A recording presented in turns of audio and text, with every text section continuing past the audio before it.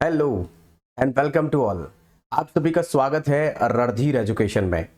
जैसा कि आप सब जानते हैं कि हम इकोनॉमिक्स की सीरीज चला रहे हैं और लास्ट वीडियो में हमने क्लासिफिकेशन ऑफ इकोनॉमी का एक पार्ट कंप्लीट कर लिया है। अब इसका दूसरा पार्ट है जो कि आखिरी पार्ट है क्लासिफिकेशन ऑफ इकोनॉमी का।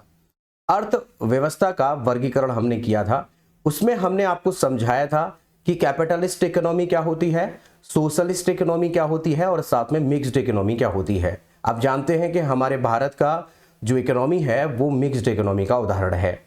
हमारे भारत में शुरुआत में जब देश आजाद हुआ था तब हमारे देश की अर्थव्यवस्था समाजवादी अर्थव्यवस्था थी, लेकिन धीरे धीरे यह अर्थव्यवस्था बदलती चली गई और आज की डेट में हमारी मिक्स्ड इकोनॉमी है। एग्जाम में दो सवाल पूछे जाते हैं कि मिक्स्ड इकोनॉमी भारत में कब से शुरू हुई। तो शुरुआत जो होती है वो दूसरी पंचवर्षीय योजना के दौरान मानी जाती है। ठीक है,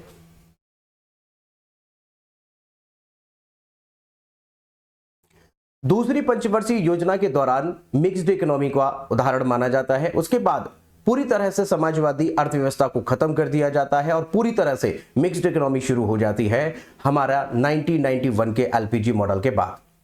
ये बातें हमने पुराने प्रीवियस वीडियो में बात कर ली थी। अब हम आगे बढ़ते हैं और उसका पार्ट 2 समझते हैं और पार्ट 2 में हमारे पास क्या है वो देखते हैं। देखिए, अब कुछ और अर्थव्यवस्थाएं इकोनॉमी होती हैं जिनके प्रकार आपको समझने होंगे और एग्जाम में यहां से सवाल भी काफी पूछे जाते हैं। जैसे अल्प विकसित अर्थव्यवस्था क्या होती है, लेस डेवलप्ड इकोनॉमी क्या होती है।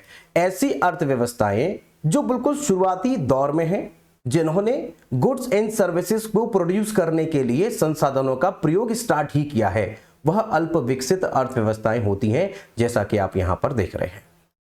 बात आपको समझ में आई है। ऐसी अर्थव्यवस्थाएं मानी जाती हैं जिन्होंने अभी विकास प्रक्रिया की शुरुआत की है तथा अपने संसाधनों का अभी दोहन शुरू किया है, उनको यूज करना शुरू किया है, जो विकास प्रक्रिया में विकासशील अर्थव्यवस्थाओं में से पिछड़ी हुई मानी जाती है।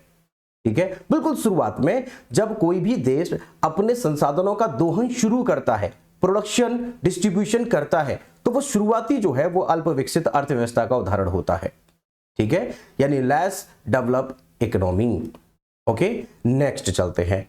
नेक्स्ट समझते हैं अति अल्प विकसित अर्थव्यवस्था, लीस्ट डेवलप्ड इकोनॉमी। ऐसी अर्थव्यवस्थाएं जो विकास प्रक्रिया में सबसे पिछड़ी यानी मोस्ट बैकवर्ड हैं, जहां विकास के लिए कौन सा मार्ग चुना जाए इसको लेकर ही कॉन्फ्लिक्ट रहता है, द्वंद्व रहता है, डिलेमा रहता है कि क्या करें, ये करें या वो करें। ऐसे में यह अर्थव्यवस्थाएं कैसी बन जाती हैं, अति अल्प विकसित अर्थव्यवस्थाएं बन जाती हैं बिल्कुल शुरुआती दौर में। और यह भी कंफ्यूजन है कि पता नहीं क्या करें, कैसे करें।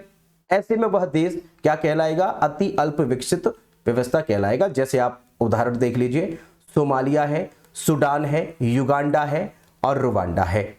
ठीक है, सूडान में आप जानते हैं कि यहां की अर्थव्यवस्था अति अल्प विकसित अर्थव्यवस्था है और इसी सूडान में हमारे भारत से जो आपने आदिवासी तेल का नाम सुना होगा, बड़ा एडवर्टाइजमेंट चल रहा है आजकल, यही आदिवासी तेल बेचने के लिए सूडान में जाया करते थे, जबकि हमारे देश की स्थिति उससे बहुत बेहतर है। वहां पर वह लोग जाते थे और वहीं पर दंगा हुआ, लड़ाई हुई। लड़ाई किससे, उस देश में आपस में लड़ाई हुई और वो इंटरनल उनका एक मैटर था, वो कभी आपको इंटरनेशनल रिलेशनशिप के वीडियोस में बताएंगे। तो वहां पर जब ये मैटर हुआ तब भारतीयों को वापस लाया गया। सूडान बहुत ही ज्यादा अति अल्प विकसित अर्थव्यवस्था में आता है, लीस्ट डेवलप्ड इकोनॉमी होती है। इसके बाद नेक्स्ट समझ लेते हैं आत्मनिर्भर अर्थव्यवस्था, सेल्फ डिपेंडेंट इकोनॉमी। ऐसा देश जिसमें अपने सामान की पूर्ति के लिए वह अपने देश पर ही निर्भर होता है। ऐसी अर्थव्यवस्था जो अपने लोगों की आवश्यकताओं की पूर्ति के लिए स्वयं पर निर्भर होती है, विश्व की अन्य अर्थव्यवस्थाओं का सहारा नहीं लेती, वह आत्मनिर्भर अर्थव्यवस्था कहलाती है। बहुत से देश ऐसे हैं जो किसी अन्य देश पर डिपेंड नहीं हैं और जब अपने ही लोगों की आवश्यकताओं को पूरा करने के अलावा अन्य अर्थव्यवस्थाओं पर आश्रित रहना पड़ता हो, उनकी मदद लेनी पड़ती हो, तो ऐसे में वह आश्रित अर्थव्यवस्था या फिर डिपेंडेंट इकोनॉमी कहलाती है। बहुत से ऐसे देश हैं जो अपने लोगों की जरूरतों को पूरा करने के लिए इधर उधर के अन्य देशों से सहायता लेते हैं, तो वो डिपेंडेंट इकोनॉमी होती है। और यदि अर्थव्यवस्था इस प्रकार की हो कि दोनों एक दूसरे पर अपनी आवश्यकताओं की पूर्ति के लिए निर्भर हों, यानी उसको जरूरत है तो हम दे देंगे, हमको जरूरत है तो वो दे देगा, ऐसे में उस देश की अर्थव्यवस्था परस्पर निर्भर अर्थव्यवस्था या फिर म्यूचुअल इंटरडिपेंडेंट इकोनॉमी कहलाती है। आई होप बहुत ही सिंपल है, आप समझ गए होंगे। चलिए नेक्स्ट देख लेते हैं, समानांतर अर्थव्यवस्था। बहुत इंपॉर्टेंट है, एग्जाम में यहां से सवाल बहुत पूछे जाते हैं। समानांतर या पैरेलल इकोनॉमी क्या होती है कि जब किसी देश में ब्लैक मनी, जाली नोट ये इतने ज्यादा हो जाएं कि देश में 1/3 जाली नोट चल रहा है, तो ऐसे में उस देश की अर्थव्यवस्था ही कैसी बन जाएगी? Parallel economy. किसी भी देश में ये स्थिति बन जाती है, कई बार ऐसा होता है। तो किसी भी अर्थव्यवस्था में इलीगल एक्टिविटीज के द्वारा जमा संपत्ति, धन, ब्लैक मनी और जाली नोट समानांतर अर्थव्यवस्थाओं के नाम से जाने जाते हैं। एक अनुमान बताया गया था कि किसी देश में यदि 1/3 से ज्यादा जाली नोट हैं तो उस देश में एक समानांतर अर्थव्यवस्था चल रही होती है। In any economy the wealth accumulation by the illegal activities is known as black money and parallel economy। याद रखिएगा, एग्जाम में काफी पूछा जाता है। accumulated होता है ये, काफी एग्जाम में ये पूछा जाता है, आप ध्यान रखिएगा। समानांतर अर्थव्यवस्था जब ब्लैक मनी की क्वांटिटी बहुत ज्यादा हो जाए। चलिए नेक्स्ट पढ़ते हैं, टाइगर इकोनॉमी। टाइगर इकोनॉमी क्या है कि जिस देश में बहुत तेजी से ग्रोथ होती हो, ऐसे कई देश हैं जिनमें बहुत तेजी से इकोनॉमी ग्रोथ होती है, तो ऐसे में उस देश की अर्थव्यवस्था कैसी बन जाती है? Tiger economy. जहां पर लाइफस्टाइल में बहुत तेजी से डेवलप होता हो। विश्व की ऐसी अर्थव्यवस्थाएं जो तेज वृद्धि दर के साथ अपने लोगों के लाइफस्टाइल, रहन सहन में भी तेजी से परिवर्तन करती हैं, उन्हें टाइगर अर्थव्यवस्था, टाइगर इकोनॉमी कहा जाता है। जैसे दक्षिण कोरिया, हम नॉर्थ कोरिया की बात नहीं कर रहे हैं। North Korea, gym com Ying, क्या नाम बताया था उसका? Gym com king. वह व्यक्ति एक कह लीजिए अलग ही प्राणी है, उस देश की बात नहीं कर रहे हैं हम। पिछले लास्ट वीडियो में उसके बारे में हमने आपको बताया था। यहां पर बात कर रहे हैं दक्षिण कोरिया की, उससे नीचे वाला जो देश है दक्षिण वाला। तो कोरिया में 2 देश हैं, एक है उत्तरी कोरिया, एक है दक्षिणी कोरिया। तो हम दक्षिणी कोरिया की बात कर रहे हैं, जहां की सैमसंग कंपनी है, जहां की LG कंपनी है। हमारे भारत में बहुत से प्रोडक्ट आते हैं उसके। सिंगापुर है, हांगकांग है और ताइवान है। ये सब देश टाइगर इकोनॉमी में आते हैं। जिन देश में बहुत तेजी से रहन सहन, लाइफस्टाइल में परिवर्तन होता हो, ग्रोथ करते हो, वो सब अर्थव्यवस्थाएं कैसी बन जाती हैं? Tiger economy. आई होप आप समझ पा रहे हैं। इसके अलावा यहां पर कुछ और टर्म आपको समझने हैं, जैसे प्रथम विश्व के देश, फर्स्ट वर्ल्ड कंट्रीज क्या होते हैं। देखिए, जिन देशों में जो विकसित जो देश होते हैं, इनमें मार्केट प्राइस मैकेनिज्म होता है। Market price mechanism. अब आपके सामने ये सवाल है कि मार्केट प्राइस मैकेनिज्म क्या है, यानी यह टोटली डिपेंड होता है डिमांड एंड सप्लाई पर। किसी देश में किसी प्रोडक्ट को लेकर के अगर डिमांड ज्यादा है तो रेट ऑटोमेटिक कम होगा, सप्लाई अगर ज्यादा है तो रेट ऑटोमेटिक क्या हो जाएगा? डिपेंडेंट है डिमांड एंड सप्लाई पर। तो यहां पर चीजों का जो रेट होता है वह पूंजीवादी लोगों के द्वारा ही डिमांड एंड सप्लाई के आधार पर तय किया जाता है। जैसे हमने लास्ट वीडियो में आपको बताया था, कैपिटलिस्ट इकोनॉमी।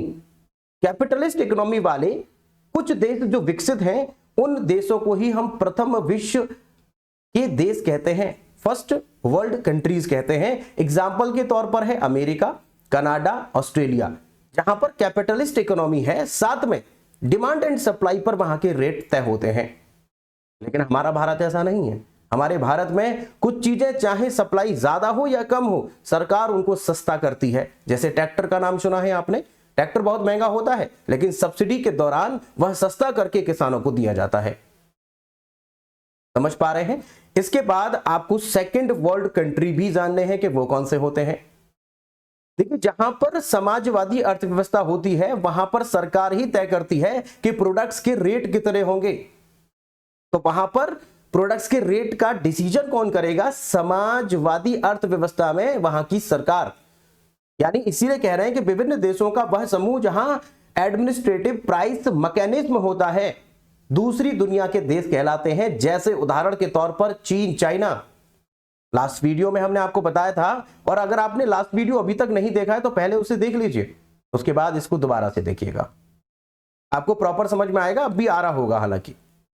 चलिए, अगर हम देखें कि ऐसे कौन कौन से एग्जाम्पल्स हैं, कौन कौन से देश ऐसे हैं, जैसे चाइना है और फिलहाल रसिया है, रसिया में भी ऐसा ही है, समाजवादी अर्थव्यवस्था है। ठीक है, सेकंड वर्ल्ड कंट्री भी आपको समझ में आ गए। फर्स्ट वर्ल्ड कंट्री में क्या है, जहां पर कैपिटलिस्ट इकोनॉमी है, डिमांड एंड सप्लाई पर वहां के रेट तय होते हैं, जबकि यहां पर ऐसा नहीं है, यहां पर सरकार तय करती है। बात समझ में आ गई। हमारा देश इसमें भी नहीं आता। हमारा देश किस में आएगा, तीसरे में आएगा। तीसरी दुनिया के देश कौन से हैं, या थर्ड वर्ल्ड कंट्रीज कौन से हैं? ऐसे देश जिन्होंने जिस समय हमारा द्वितीय विश्व युद्ध हुआ उसके बाद उन्होंने अपने देश में मिक्स्ड इकोनॉमी अपनाई। आज की डेट में हमारे देश में मिक्स्ड इकोनॉमी ही है। तो यहां पर डिमांड एंड सप्लाई और सरकार दोनों ही मिलकर के काम हो रहा है। डिमांड एंड सप्लाई पर भी डिपेंड करता है और हमारी सरकार भी उसको कम करती है। हालांकि अगर देखें तो ट्रैक्टर की डिमांड बहुत ज्यादा थोड़ी है, अगर बहुत ज्यादा नहीं है तो ऐसे में महंगा बहुत होना चाहिए, लेकिन सरकार उसे सब्सिडी दे करके सस्ता करती है। इसीलिए यह तीसरा प्रकार आता है, तीसरे विश्व के देश। तो हमारा भारत और देश विश्व में बहुत ज्यादातर देश जो हैं वो इसी कैटेगरी में आते हैं, जैसे भारत है, जैसे पाकिस्तान है, श्रीलंका है, नेपाल, भूटान, ज्यादातर देश इसी कैटेगरी में आते हैं। तो तीनों हमने यहां पर समझ लिए, कैपिटलिस्ट इकोनॉमी के आधार पर डिमांड एंड सप्लाई वाले। दूसरे हमने समझ लिए जहां पर समाजवादी अर्थव्यवस्था होती है, समाज में यानी जो समाज है उसमें जो डिमांड सप्लाई का आधार नहीं होता, वहां पर प्राइस तय करती है सरकार। और तीसरा जहां पर डिमांड एंड सप्लाई भी होती है और गवर्नमेंट भी वहां पर चीजों के रेट महंगे या कम करती है, सब्सिडी देकर के अक्सर कम किए जाते हैं। तो तीसरा भी हो गया जिसमें हमारा देश भारत आता है। तो पूछेगा एग्जाम में हमारा भारत किस कैटेगरी में आता है, तो थर्ड वर्ल्ड कंट्री में आता है। अब जानते हैं चौथा क्या है। चौथे में चौथे विश्व के देश होते हैं, फोर्थ वर्ल्ड कंट्रीज क्या होते हैं। ऐसे में विश्व के कई देशों का समूह जो विकास के मार्ग के लिए द्वंद्व यानी कॉन्फ्लिक्ट की स्थिति में है। उसे पता ही नहीं है कि हम सोशलिस्ट इकोनॉमी अपनाएं या कैपिटलिस्ट। बिल्कुल शुरुआत है उन देशों की। मान के चलिए वह कंट्री बहुत ज्यादा गरीब है, ऐसा देश कैपिटलिस्ट इकोनॉमी या सोशलिस्ट इकोनॉमी कैसे बनेगा। तो यहां पर हम कह सकते हैं कि जो देश इस स्थिति में हो कि पता नहीं है कि कैपिटलिस्ट अपनाएं या सोशलिस्ट, इसीलिए यहां पर ज्यादातर जो कंट्री आते हैं वो लीस्ट डेवलप्ड कंट्री हैं, जैसे युगांडा है, जैसे सूडान है, रवांडा है। यह गरीब देश हैं। तो यहां पर हम कह रहे हैं कि यह चौथे दुनिया के देश हैं, चौथे विश्व के देश हैं। ठीक है, आजकल भारत के लिए भी उभरती अर्थव्यवस्था का नाम लिया जा रहा है, इमर्जिंग इकोनॉमी कहा जा रहा है, क्योंकि बहुत तेजी से हमारी जो इकोनॉमी है वो ग्रोथ कर रही है। ठीक है, आगे नेक्स्ट चलते हैं। फोर्थ वर्ल्ड कंट्री हमने बता दिया है, स्क्रीनशॉट आप ले लीजिए, चाहे तो आप नोट कर सकते हैं। आगे बढ़ते हैं। ज्ञान अर्थव्यवस्था, नॉलेज इकोनॉमी। नॉलेज इकोनॉमी क्या है? नॉलेज इकोनॉमी का मतलब है कि जब किसी देश में नॉलेज बहुत ज्यादा हो और वह रोजगार और पैसा कमाने के लिए अपना देश छोड़कर अपनी इस नॉलेज को किसी अन्य देश में दे, जैसे कि भारत में हो रहा है। भारत में पढ़े लिखे लोग जो बहुत ज्यादा कैपेबल हैं, तो हमारी सरकार उन्हें उतना पे नहीं कर पाती है, जिसकी वजह से वह यहां से पलायन कर जाते हैं और अमेरिका में सेटल हो जाते हैं या किसी अन्य देश में सेटल हो जाते हैं। अगर भारत सरकार ऐसा करने लगे कि यहाँ के एम्प्लॉइज या यहाँ के जो लोग हैं उनको उनका महत्व समझे और उनको उतना पे कर दे, तो यहां से पलायन नहीं करेंगे लोग। इसीलिए हमारे देश की जो अर्थव्यवस्था है उसे ज्ञान अर्थव्यवस्था भी कहा जाता है। क्यों कहा जाता है? क्योंकि यहां पर हमने ज्ञान आयोग बनाया है, जिससे कि यहां का ही टैलेंट यहीं रहे, बाहर ना जाए। ओके, नॉलेज इकोनॉमी भी आपको समझ में आ गया है। आगे, युवा अर्थव्यवस्था क्या होती है? जिस देश की अर्थव्यवस्था में काम करने वाले लोगों की संख्या युवाओं की ज्यादा हो। जैसे भारत को एक युवा अर्थव्यवस्था के रूप में प्रस्तुत किया जा रहा है। ऐसा इसलिए किया जा रहा है क्योंकि यहां पर ज्यादातर काम करने वाले अधिकतर लोग युवा हैं। 25 वर्ष, 26 वर्ष, 27 वर्ष के लोग ज्यादा हैं। इसीलिए हमारे देश की अर्थव्यवस्था कैसी है? युवा अर्थव्यवस्था है। और दुनिया में एकमात्र हमारा देश ऐसा है जिसमें काम करने वाले लोग यानी युवा ज्यादा हैं।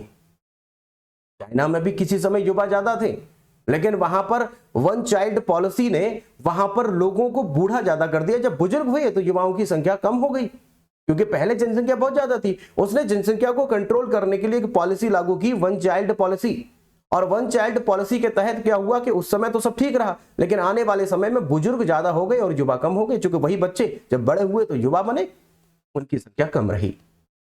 तो कभी कभी हमें जो पॉलिसी हमारे देश में लागू की जाती है वह बहुत सोच समझ करके लागू की जाती है। जैसे चाइना में भी की गई थी, बट इसका एक इंप्लीमेंट देखा गया। एक नुकसान यह भी हुआ कि आज की डेट में वहां की अर्थव्यवस्था में वृद्ध लोग ज्यादा हैं। ठीक है, आई होप आपको समझ में आ गया होगा। यहां पर हमने जो पार्ट 2 था, जैसे कि हमने बताया आपको, यह पार्ट 2 भी कंप्लीट कर लिया है और हमने हर तरह की इकोनॉमी को समझ लिया है, चाहे वो कैपिटलिस्ट हो, चाहे वो सोशलिस्ट हो, चाहे वो मिक्स्ड इकोनॉमी हो, इसके अलावा अल्प विकसित हो, युवा अर्थव्यवस्था हो, टाइगर इकोनॉमी हो, ये सब हमने यहां पर डिस्कस कर लिए हैं। यदि फिर भी आपका कोई सवाल है, कोई प्रश्न है, तो आप हमें कमेंट कर दीजिए, हम आपको उसका जवाब दे देंगे नेक्स्ट वीडियो में और कमेंट में भी। ठीक है, अगर कोई डाउट यदि आपका है तो ओके।